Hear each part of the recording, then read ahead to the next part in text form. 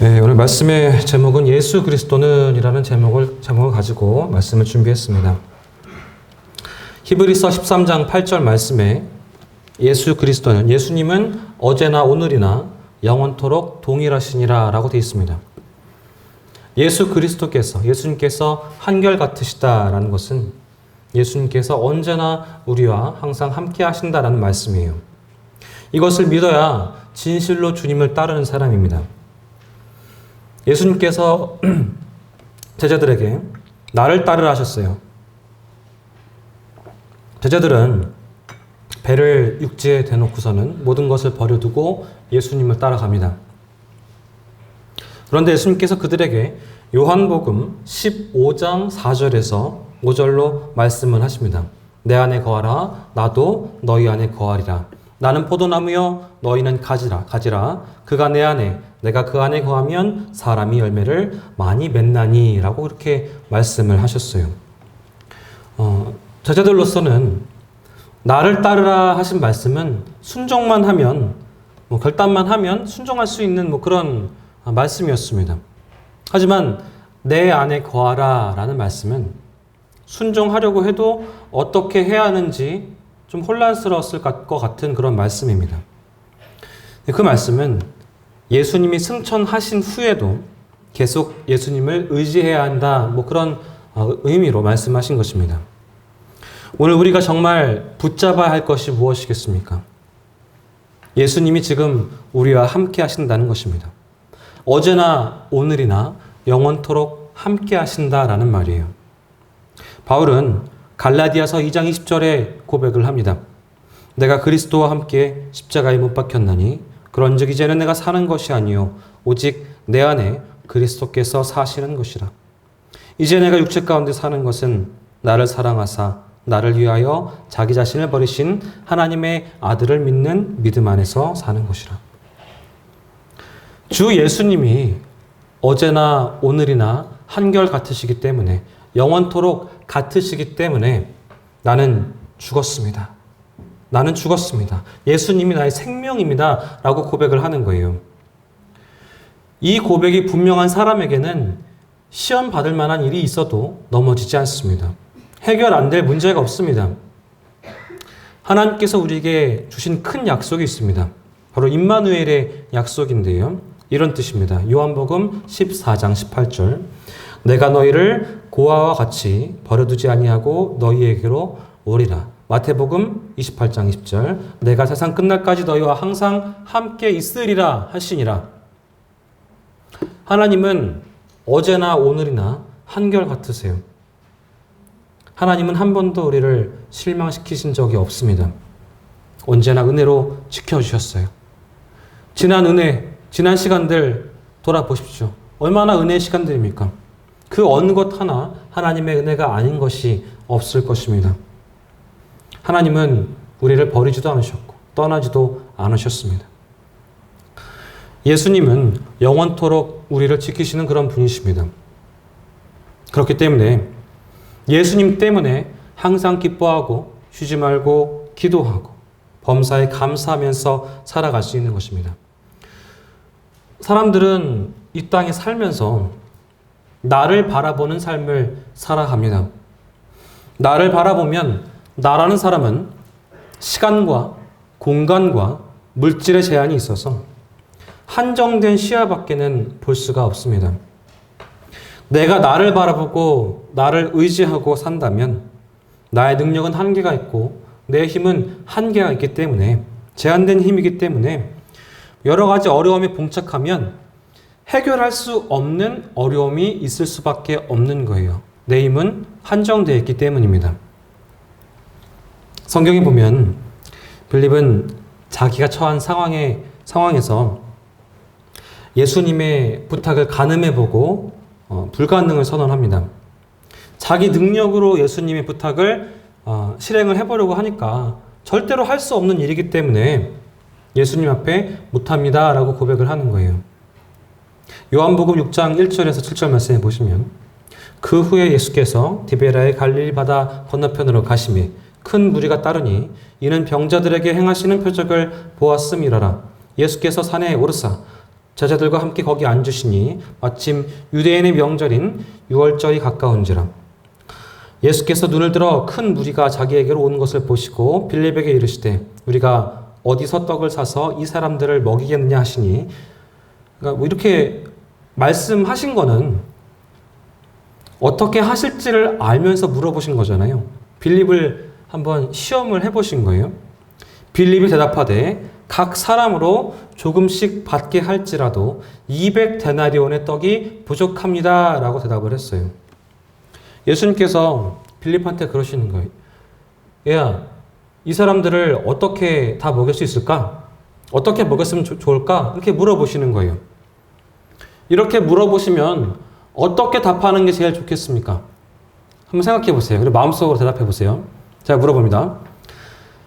여기 모인 사람들, 지금 우리 실금교회 다 모였는데 어떻게 먹였으면 좋겠습니까?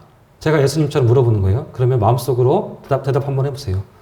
이 사람들이 이렇게 많은데 어떻게 먹이겠습니까?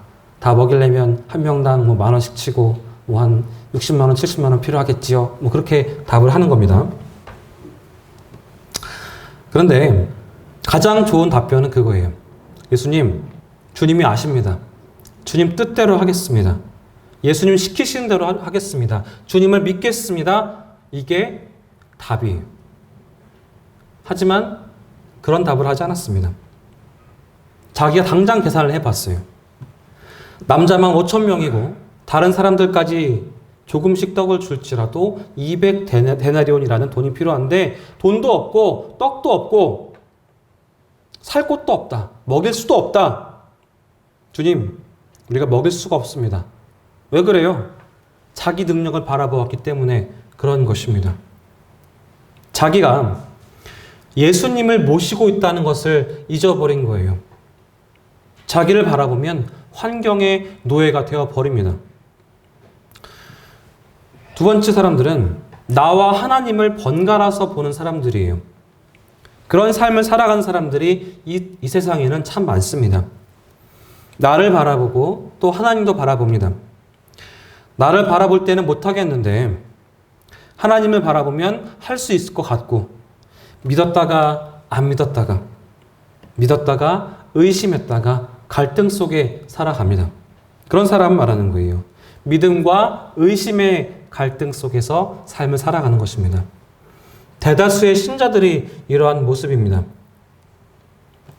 아마 우리 가운데에서 나는 절대 흔들리지 않는 굳건한 믿음의 소유자입니다 라고 말씀하실 분들은 그렇게 많지 않으실 거예요. 하나님을 믿었다가, 나를 믿었다가, 낙심했다가, 믿음을 가졌다가, 갈등하고 갈피를 못 잡고 올라갔다 내려갔다 하는 그런 신앙의 모습이 바로 우리의 모습일 것입니다. 굉장히 많습니다. 베드로 역시도 그랬습니다. 언제 그랬어요? 예수님께서 명하셔서 물 위로 걸어갈 때에 체험했던 현상인 것입니다. 예수님이 물 위로 걸어오시는 것을 보고 주님이시면 저를 물 위로 걸어오라고 말씀해 주세요. 그렇게 부탁을 합니다. 예수님 그러시죠.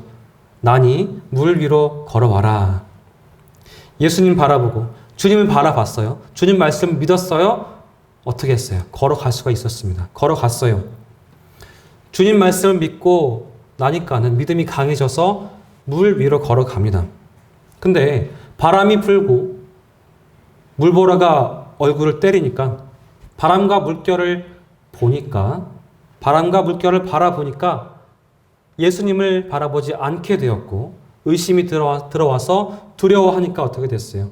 믿음이 날아가 버리고 물속에 빠져들어갔습니다. 그러니까 또 어떻게 해요? 주님 살려주십시오. 예수님 살려주십시오. 물에 빠져 죽겠습니다. 고함치니까 예수님이 와서 또 살려주셨습니다. 예수님 바라보았다가 바람과 바다를 바라보았다가 이것저것 아무것도 안 되는 그런 현상에 처할 때가 너무나 많은 것입니다. 예수님을 믿는 믿음과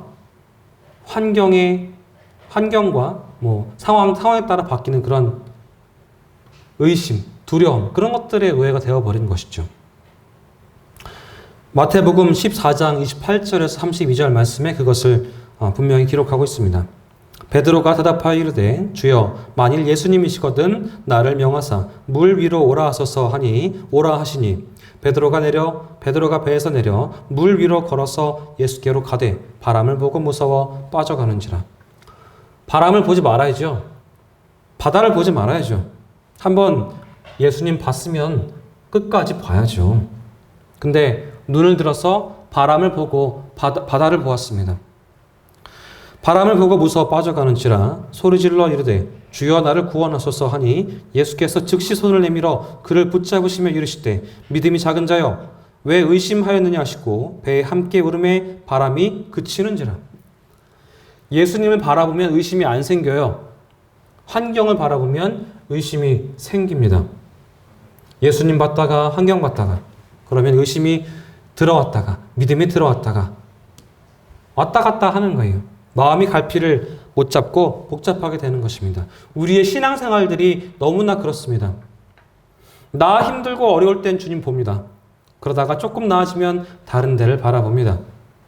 힘들고 어려울 때에도 주님 바라보고 기쁠 때에도 감사의 마음으로 주님을 바라보아야만 하는 것입니다.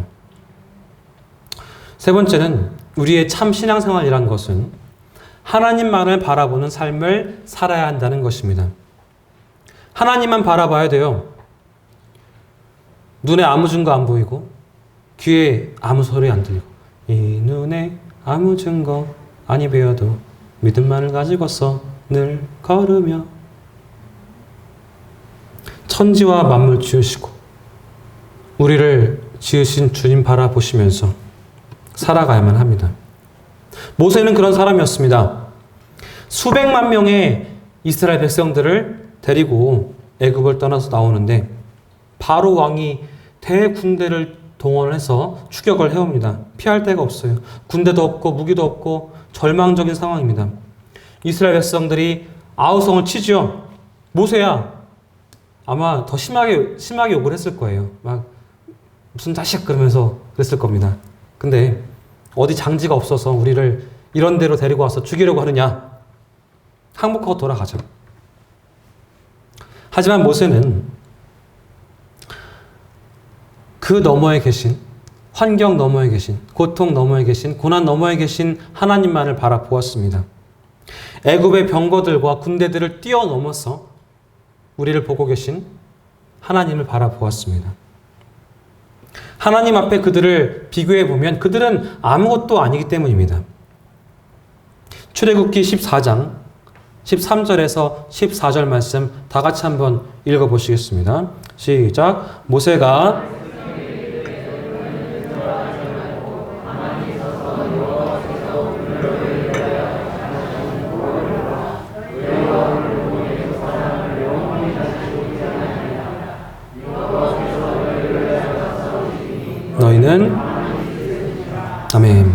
너희는 동요하지 말고 움직이지 말고 하나님만 바라보라는 것입니다.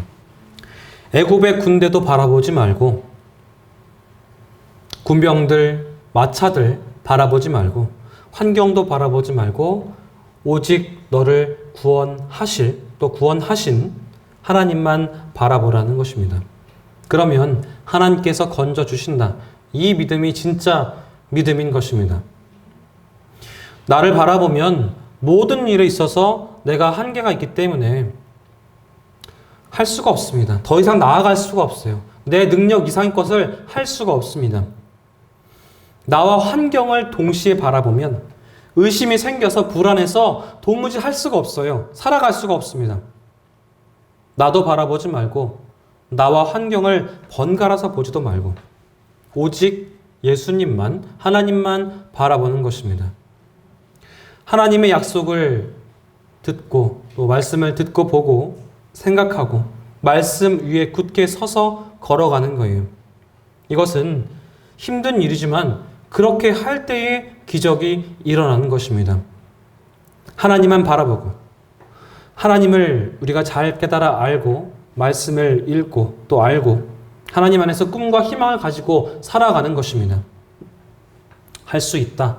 하면 된다. 해보자. 꿈과 희망을 가지고 믿는 거예요. 도저히 의지할 곳이 없고 내 힘으로는 부족하지만 할 수 없지만 하나님을 바라보면서 기적이 일어날 것을 믿고 담대하게 하나님께서 우리와 함께 하시기 때문에 할 수 있다고 우리가 외치고 또 결단해야 하는 것입니다. 낙심해서 환경을 바라보는 것이 아니라 하나님을 바라보면서 하나님이 우리의 마음을 점령하도록 해야 하는 것입니다. 눈을 들어서 결코 우리를 버리지도 않으시고 떠나지도 아니하시는 하나님을 바라보십시오. 그리고 하나님의 약속을 믿으면서 그 하나님을 여러분의 마음속에 모셔 드리십시오. 이러한 바라봄이 중요한 것입니다. 나를 바라보고 있으면 나밖에 안 보여요. 내가 뭘 할 수 있습니까? 나이 든 몸, 가난한 환경, 할 수 있는 게 없습니다. 부족해요. 내가 조금 잘해요. 조금 잘 살아요. 그것뿐입니다. 내가 많이 잘 살아요? 그것뿐입니다. 그게 끝나면 아무것도 아닙니다. 한계가 있어요. 아무리 잘하고 잘 살아도 나보다 나은 사람이 있을 것이고 그 사람 역시도 완벽하지 못합니다. 그래서 인간이 모든 일을 감당할 수가 없는 거예요. 지혜와 지식, 재능 이런 것들이 하나님처럼 완전하지 못하기 때문에 나보다 큰 것은 감당할 수가 없는 것입니다. 하나님과 환경은 이것 보고 저것 보고 저것 보고 이것 보고 그러면 나중에는 눈도 어지러워지고 내 심령도 어지러워집니다. 집중된 믿음을 가질 수가 없는 거예요. 오직 하나님만 바라본다. 환경을 바라보지 않고 바람이 불고 파도가 쳐도 내 주변 상황들이 아무리 나를 힘들게 한다고 할지라도 하나님만 바라보는 거예요. 그러면 그 하나님이 우리의 마음을 점령하시는 겁니다. 무엇을 바라보든지 바라보는 것이 내 마음을 점령합니다. 컴퓨터를 끊임없이 바라보면 컴퓨터가 내 마음을 점령해요. 사랑하는 여인을 바라보면 그 여인이 내 마음을 점령합니다. 게임을 늘 바라보고 있으면 그 게임이 내 마음을 점령하고 화투장을 바라보고 있으면 그 화투장이 내 마음을 점령하겠죠. 술 마찬가지입니다. 드라마도 마찬가지죠. 자꾸 곱씹고 그러면 그것들이 내 마음을 점령합니다. 그러면 하나님 말씀이 들어갈 구석이 없는 거예요. 내 마음을 이미 점령한 다른 것들이 있는데 어떻게 하나님 말씀이 들어가겠습니까? 우상이 다른 게 아닙니다. 그런 게 우상이에요. 하나님 말씀이 들어갈 수 없도록 방해하는 거, 그런 것들이 다 우상입니다. 여러분 마음속에 다 있으십니까? 우상이 있으시죠? 깨달으셨으면 버리십시오. 노력하세요. 하나님 말씀을 늘 생각하고 바라보십시오. 그렇게 할 때에 하나님 말씀이 여러분 마음을 점령하고 하나님이 여러분 삶을 인도해 주실 것입니다. 마음에 무엇이 들어와서 무엇이 우리의 마음을 점령하는가, 그런 것이 우리의 환경 또한 다스릴 수 있습니다. 지킬 만한 것보다 내 마음을 지켜라라는 말씀 기억나시죠? 생명의 근원이 이에서 남이니라. 그렇기 때문에 우리가 하나님을 바라보는 것은 하나님으로 말미암아서 우리의 마음이 점령당하게 하는 것입니다. 바라봄의 법칙이 그렇게 중요한 거예요.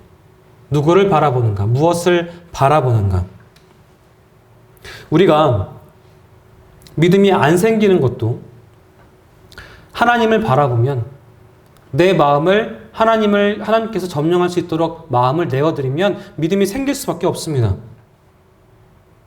눈을 들어서 다른 거 보는 게 아니라 하나님을 바라보세요.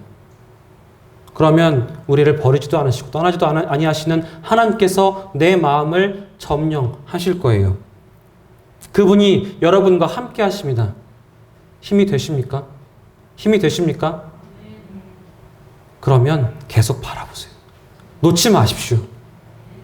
오늘 본문 13장 5절에서 8절에 그가 친히 말씀하시기를 내가 결코 너희를 버리지 아니하고 너희를 떠나지 아니하리라 하셨느니라. 그러므로 우리가 담대히 말하되 주는 나를 돕는 이시니 내가 무서워하지 아니하겠노라. 사람이 내게 어찌하리요 하노라. 하나님의 말씀을 너에게 일러주고 너희를 인도하던 자들을 생각하며 그들의 행실의 결말을 주위에서 보고 그들의 믿음을 본받으라. 예수 그리스도는 어제나 오늘이나 영원토록 동일하시니라. 예수님은 죽었다가 부활하셨습니다. 그로 말미암아서 부활 이후에는 시간과 공간을 초월해서 옛날이나 오늘이나 내일이나 똑같이 우리와 함께 계신 것입니다. 그래서 우리는 눈을 들어서 십자가를 바라보아야 하는 것입니다. 우리가 십자가를 바라보고 십자가가 우리 마음을 점령하면, 십자가의 진리가 우리 마음을 점령하면 그것이 우리 생활에 나타나게 되는 것입니다. 믿음의 주요 또 온전하게 하시는 예수님을 바라보라. 믿음의 주여 또 온전케 하시는 예수님을 바라보고 힘차게 바라보고 갈보리 십자가를 바라보고 십자가를 통해서 우리 마음이 점령을 당해야 하는 거예요. 히브리서 12장 2절 말씀, 믿음의 주여 또 온전하게 하시는 이인 예수를 바라보자. 그는 그 앞에 있는 기쁨을 위하여 십자가를 참으사 부끄러움을 개의치 아니하시더니 하나님 보좌 우편에 앉으셨느니라. 나를 바라보는 사람은 나를 벗어날 수가 없습니다. 환경을 바라보는 사람은 환경을 벗어날 수가 없습니다. 하지만 십자가를 바라보는 사람은 십자가에서 매여 있는 것이 아니라 자유와 해방을 얻게 됩니다. 십자가를 바라보고 용서와 의를 꿈꾸면 그대로 되고, 거룩하고 성령 충만을 꿈꾸면 그대로 되고, 치유받고 건강을 위해 기도하면 치유와 건강을 얻게 됩니다. 아브라함의 복과 형통을 꿈꾸면 그대로 됩니다. 부활과 영생과 천국을 꿈꾸면 천국이 여러분에게 다가오게 됩니다. 오늘 본문을 보십시오. 히브리서 기자는 마지막에 와서 말할 수 없는 핍박으로 신앙을 버릴 그런 위기를 맞이한 그리스도인들에게 우리도 십자가를 지고 주님을 따라갑시다. 그렇게 권면합니다. 예수님께서도 자기의 피로 백성들을 거룩하게 하시려고 성문 밖에서 고난 받으셨습니다. 그래서 우리도 진영 밖으로 나아가서 그에게로 나아가고 그가 겪으신 치욕을, 고난을 함께 짊어집시다라고 권면을 합니다. 마음속으로 이런 생각을 하실 수가 있어요. 저는 주님과 동행하는 것이 부담스럽습니다. 주님이 겪으신 고통이나 치욕이나 고난 겪고 싶지 않아요. 나는 그냥 축복만 누리고 싶지, 복만 누리고 싶지, 은혜만 누리고 싶지, 행복하고 잘 살고 싶기만 하지 그러고 싶지 않습니다. 그런데요, 어떻게 그렇게 말할 수가 있습니까? 지금도 나와 함께 하시는 주님을 바라보지 않기 때문에 그렇게 말할 수 있는 거예요. 말씀 듣고 은혜 받는 건 좋은데 불편한 건 싫고, 내 시간, 내 돈, 내 노력, 그런 것들을 들여서 다른 사람들을 위해서 희생하는 거 싫어하는 거예요. 교회의 어려운 일들, 누가 하겠지. 목사가 하겠지. 장로들이 하겠지. 권사님들이 하겠지. 집사님들이 알아서 하겠지. 아니에요. 그렇게 말씀하시는 분들은 예수님의 눈을 한 번도 바라보지 않았기 때문에 그런 거예요. 여러분, 예수님의 눈을 한번 바라보세요. 그분이 십자가에서 나를 어떻게 바라보고 계신가 한번 바라보세요. 예수님의 십자가를 외면하지 마십시오. 나를 위해 지신 십자가, 다른 사람 아니에요. 목사를 위해 지신 십자가 아닙니다. 장로를 위해 지신 십자가 아니에요. 나를 위해 지신 십자가예요. 나를 위해 흘린 그 피를 외면하지 마십시오. 그분이 십자가에서 우리를 바라보고 계세요. 그분의 눈을 외면하지 마십시오. 교회를 위해 헌신하는 거, 희생하는 거, 예수님이 하신 희생에 비하면 아무것도 아닙니다. 예수님이 한결같으시니까 우리가 할 일이 있습니다. 예수님이 가장 좋아하시는 거, 그걸 하면서 사는 겁니다. 우리는 예수님으로 말미암아서 끝없이 찬양의 제사를 드리면서 살아갑니다. 내 삶을 통해서 주님의 이름이 드러나는 삶을 사는 거예요. 이게 바로 주님이 기뻐하시는 일입니다.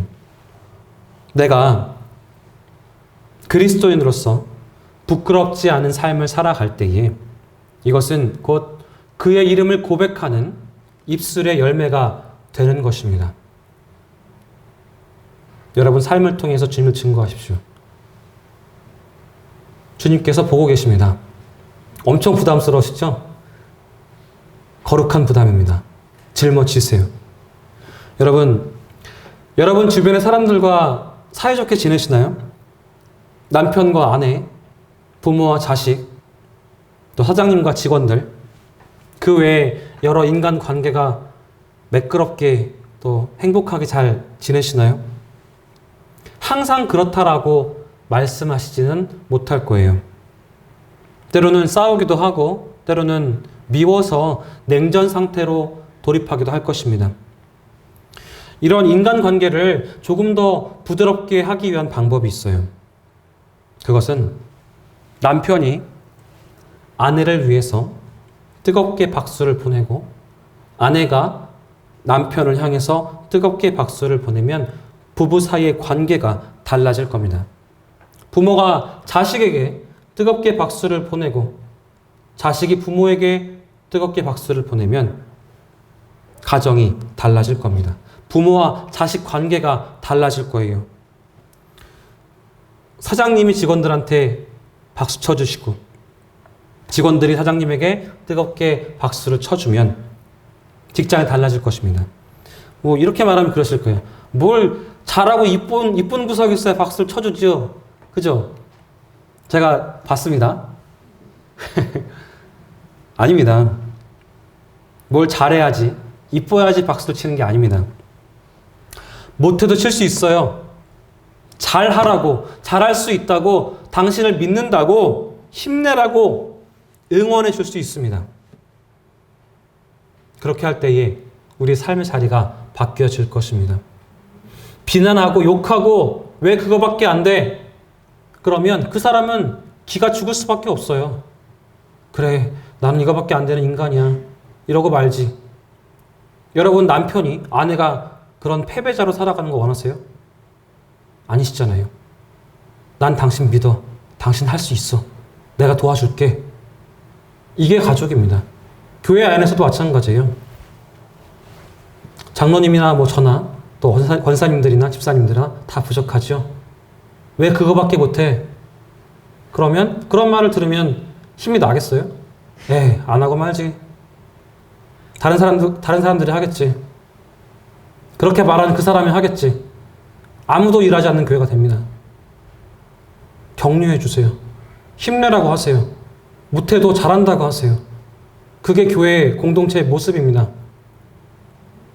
혹시 내 안에 그런 모습이 있나 한번 돌아보시고 박수치는 그런 여러분 되시기 바랍니다. 물론 우리가 가장 뜨겁게 박수를 쳐야 하는 대상은 가장 먼저는 하나님입니다. 내 환경과 상황이 어떻든지 하나님께 박수를 치셔야 돼요. 하나님 감사합니다. 모든 것이 은혜입니다.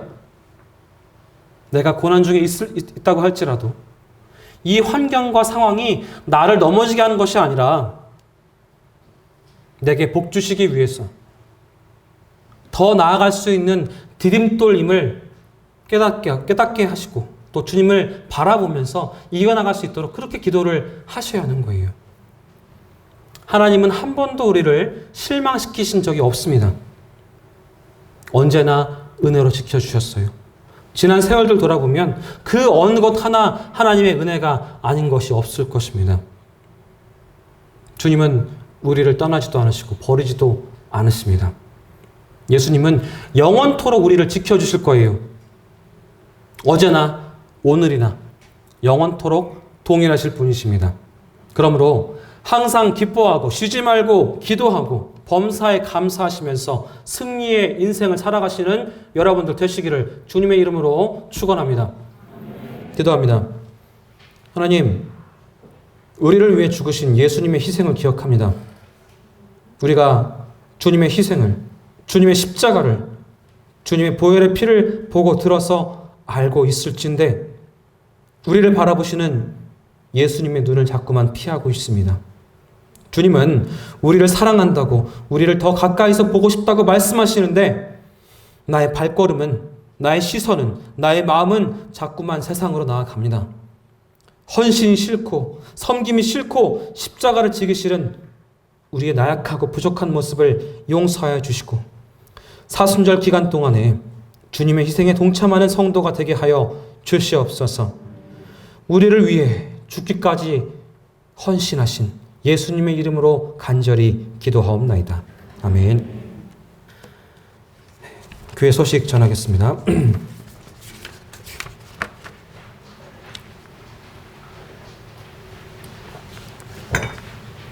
네, 사순절 세 번째 주일입니다. 지하 소외배실 리모델링 공사 끝났고요. 3월 14일 날 완공 감사 예배를 드리도록 하겠습니다. 그러니까 외부 인사들 모시고 그렇게 하는 게 아니라 그냥 똑같이 주일 예배 드리고 광고 시간에 이제 건축위원장님께서 공사에 대해서 설명해 주시고 또 감사 인사도 하시고 또 그렇게 하실 거고 또 제가 이 건축을 왜 했는지 건축의 취지에 대해서도 말씀드릴 거고 그런 기타 여러 가지 이야기들을 하도록 하겠습니다. 그리고 3월 21일부터 주일학교 재개하겠습니다. 그리고 일부 예배도 9시 반에 이제 드려지는 걸로 하겠습니다. 3월 21일입니다.